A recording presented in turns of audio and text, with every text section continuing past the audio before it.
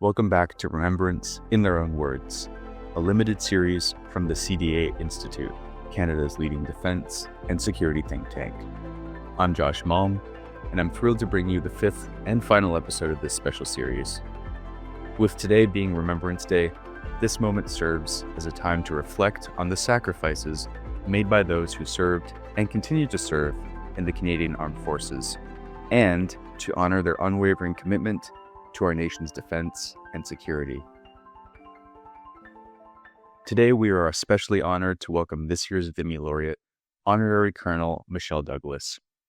In 1986, Michelle joined the Canadian Armed Forces, rising through the ranks, only to face dismissal in 1989, not for her performance, but for being a lesbian. Her case was a pivotal moment in the fight against systemic discrimination in Canada's military, leading her to take action that changed the course of history. Michelle's lawsuit led to the formal end of the 2S LGBTQ+ purge from the Canadian military, ultimately opening doors for thousands of individuals who had been wrongfully dismissed. In addition to her groundbreaking work in the fight for inclusion, Michelle continues to advocate for human rights and is a powerful voice for those impacted by the LGBT Purge. As the founding executive director of the LGBT Purge Fund, she's been instrumental in ensuring that this dark chapter in our history is memorialized and never forgotten. Join us today as we speak with Michelle about her journey, the impact of her work, and her ongoing mission to create a more inclusive and equitable environment for all those who serve. So Michelle, thanks so much for joining us, and it is a true honor to have you on the podcast today. Thank you so much. I'm really happy to be here. To start things off, do you think you could tell us briefly where and in what capacity you served in the Canadian Forces?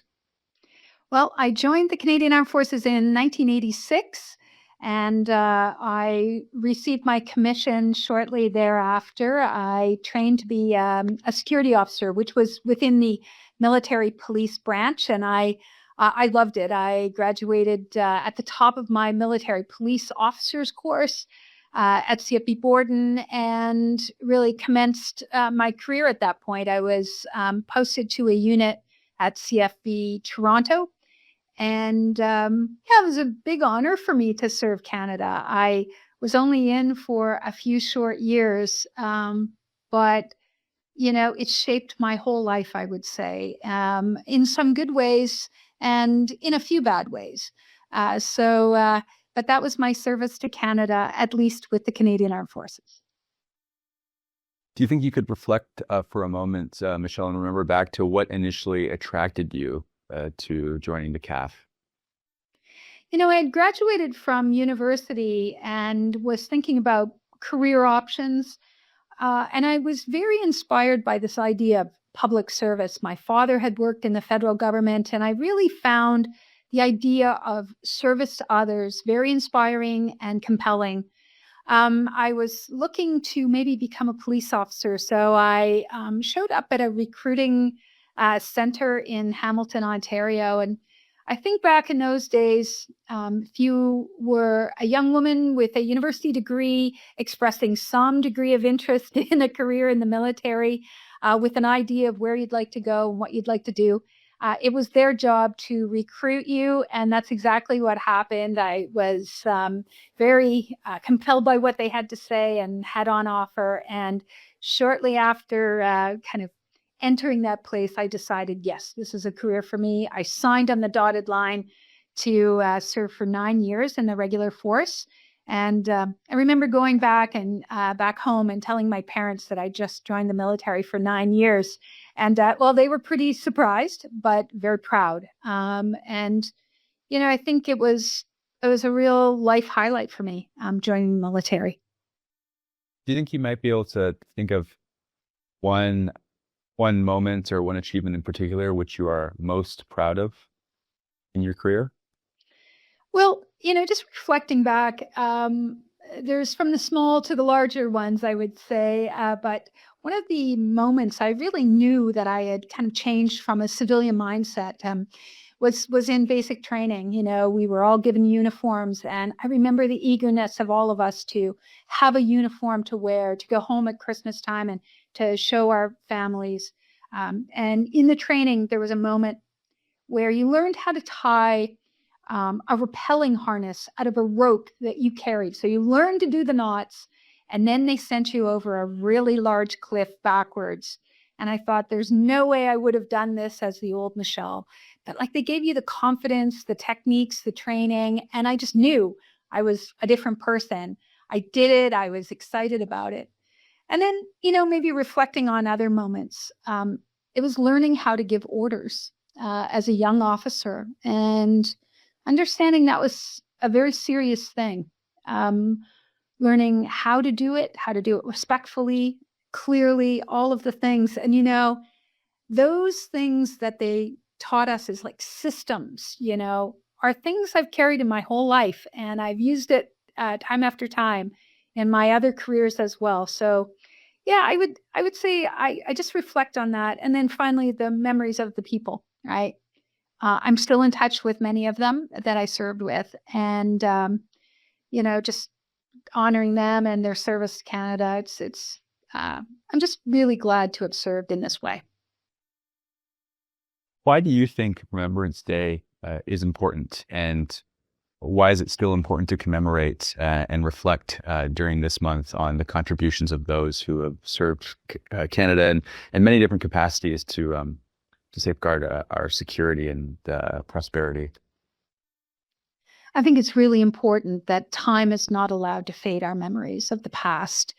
We can learn a lot from the lessons of the past and the sacrifices and service given by others to protect the values that we treasure and at least rhetorically say we value. But these are people who have given everything in service to their country. I think it is so important that we remember them, that we honor them, that we think about the idea of sacrifice, courage, commitment, honor, all the things that they held in incredible ways. Visiting Vimy Ridge and the Vimy Monument in particular a couple of years ago just really reminded me of how important the idea of remembrance is, where you get a chance to be deliberate about gratitude and giving thanks. And I think it's the very least we can do for people who have sacrificed everything for this country. Now, Michelle, could you let us know what you are up to these days, and maybe what your current role is right now, and what you generally spend your time doing post Canadian Forces? Well, I had a long career in the federal public service. After retiring there, I lead a not-for-profit organization that is focused on reconciliation and memorializing a period we call the LGBT Purge, a time when, for example, many people like myself were fired from the Canadian Armed Forces, but also the RCMP and public service, just for being who we are, which for me happens to be, as a gay person, this is why I lost my job. So we're working on reconciliation. So I do that on a full-time basis. But I also have the honor to be a voluntary honorary colonel, serving with the Chief Professional Conduct and Culture organization within the CAF. An experience I never thought I'd have, going back in uniform to work with people in common mission to lift up the armed forces, support them in their mandate, support them in their mission to be effective, strong, well-resourced, fighting force. And so, I'm getting to do this work. It's tremendous honor for me. So I help in that way too. Culture change and a more inclusive CAP are two topics that have received a lot of attention, I would say, over the past 5 to 10 years. I'm wondering if I might ask, in your time since you started your career, have you seen attitudes evolve at all? And how would you maybe assess the amount of change that's happened for better or worse in the CAP since you started? Yeah, I think I've seen a tremendous amount of change, and change can be a really good thing. It's important to honor military tradition and cultures, but not the ones that are toxic and harmful, right? A lot of people suffered within the workplace context for some of the dated policies that once existed. So those are all off the books, and there's been decades of work done to have the culture change with society, actually, because of course that's who is working in the Canadian Armed Forces. Canadians who are there ready to serve their country, and we're a diverse group. So the idea of a more inclusive Canadian Armed Forces, to me, is a stronger military. So yes, I've seen tremendous changes. There's legal changes, but there's also cultural changes, right? So not only the legal protections afforded through the Charter of Rights and Freedoms and through policies, but I think the Canadian Armed Forces really has put respect as one of its core principles and values. And that alone has had a tremendous impact for allowing people to be treated as they must be, with dignity, respect, humanity, is at the fore of that kind of a principle. And the expectations of leaders at all level to reinforce that as a principle of service and value of service is so important. So I see that as a very, very good thing. And, these are the kind of things that are hard to put, a kind of an end to this work. It tends to go on, but that's okay too, because, culture evolves and so do the expectations of people in service. So I think those are good things. And yes, a tremendous amount of change. Michelle, I think you're quite an inspiring individual, and the work you've done is very inspiring. And recipients of the Vimy Award by nature tend to be excellent role models. I'm wondering if, before we wrap up, you might be able to highlight someone in your career who you cross paths with, who you might say is an inspiration or was maybe a good role model to you, if you don't mind sharing. Well, I have always been inspired by the public service and the commitment to it by my father. He, while is no longer with us, is certainly, kind of my moral North Star. He left a lot of legacies, as did my whole family, for me around service. So, it's one of real personal kind of connection. But I'll also bring up Vimy again, because I saw the names of people I really knew nothing about, but I also could tell a lot about them. They put their hands up to serve their country. They went to Europe, probably as a very young person. And I'm very inspired by the idea that you can commit yourself wholly and fully to some value that you're ready to fight and defend and potentially even die for. So, Remembrance Day, the Vimy Award, all of these things are allowing me to reflect on the idea of sacrifice, integrity, and service. So it's an important time. I'm so honored to be this year's recipient. I'm very humbled by it. I know who's won this in the past, so I'll do my utmost to continue to contribute to Canada in all the ways I possibly can. Well, thanks, Michelle. Before we wrap up, I have one more question, and that is, I'm wondering if you can perhaps comment on the current state of Canada's defense or national security, and what you think is important for our nation to continue maintaining strong defense posture, security, and prosperity for our people, if you could. Well, I'm not a defense expert, but I certainly appreciate that this defense environment, of course, is fast-paced, changing. It's complex and, requires a lot of attention right now. We can see what's happening around the world. But we have a few important things that I think we count on. And that is,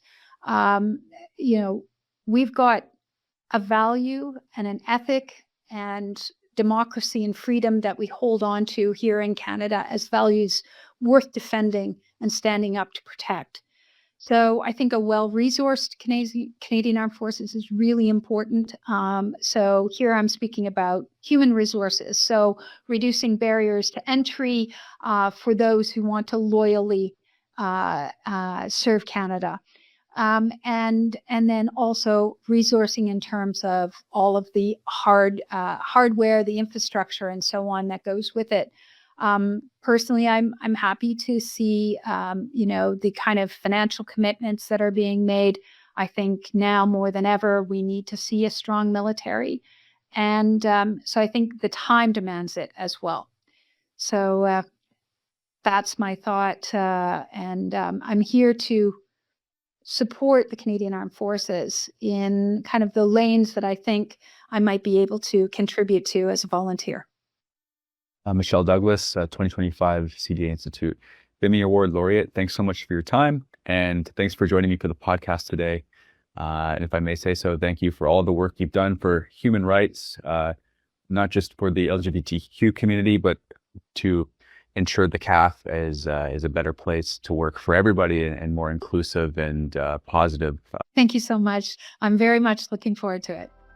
And that's all for today, and that's also the end of the CDA Institute's special Remembrance Day series. If you want to learn more about the CDA Institute, follow us on social media, visit our website at cdainstitute.ca, or subscribe to our newsletter for the latest updates on Canadian defense and international security. If you have comments or feedback about what you heard in today's edition, email me at josh@cdainstitute.ca. I'm Josh Malm. We'll see you next year.